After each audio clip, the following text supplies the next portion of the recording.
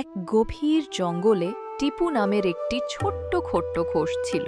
টিপু খুব চঞ্চল আর খেলাধুলা প্রিয় ছিল, কিন্তু সে কোনোদিন তার মায়ের কথা শুনত না। তার মা তাকে বলতেন, টিপু, জঙ্গলে অনেক বিপদ আছে, সাবধানে থাকবে আর একা একা বেশি দূরে যাবে না। কিন্তু টিপু শুনত না। একদিন টিপু তার বন্ধুদের সাথে খেলছিল। খেলতে খেলতে সে অনেক দূরে চলে এলো।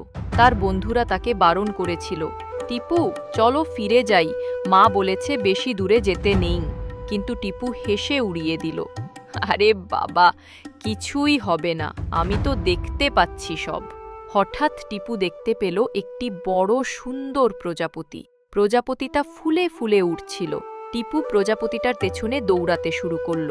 দৌড়াতে দৌড়াতে সে আরও গভীরে চলে গেল।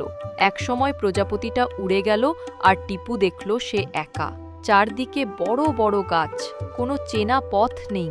সূর্য ডুবছে আর জঙ্গল অন্ধকার হয়ে আসছে। টিপুর খুব ভয় করতে লাগলো। সে মা মা বলে কাঁদতে শুরু করলো। তখন একটি পেঁচা, যে একটি গাছের ডালে বসেছিল, টিপুর কান্না শুনতে পেল। পেঁচা টিপুকে জিজ্ঞেস করল, কি হয়েছে ছোট্ট খরগোশ, তুমি এত কাঁদছো কেন? টিপু, সত্যি এত কাঁদছো কেন? টিপু সব ঘটনা পেঁচাকে খুলে বলল। পেঁচা টিপুকে শান্ত করে বলল, ভয় পেও না, আমি তোমাকে পথ দেখিয়ে দিচ্ছি, কিন্তু মনে রাখবে, বড়দের কথা সবসময় শোনা উচিত। পেঁচা টিপুকে তার মায়ের কাছে পৌঁছে দিল। টিপুর মা টিপুকে দেখে খুব খুশি হলেন এবং জড়িয়ে ধরলেন। টিপু তার মাকে বলল, মা, আমি আর কখনো তোমার কথা অমান্য করব না। আমি বুঝেছি, তুমি যা বলো তা আমার ভালোর জন্যই বলো। সেই দিন থেকে টিপু খুব বাধ্য খরগোশ হয়ে গেল। সে সবসময় বড়দের কথা শুনত এবং সাবধানে থাকত।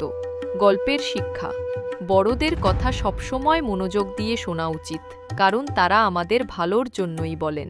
তাদের অভিজ্ঞতা আমাদের অনেক বিপদ থেকে রক্ষা করতে পারে।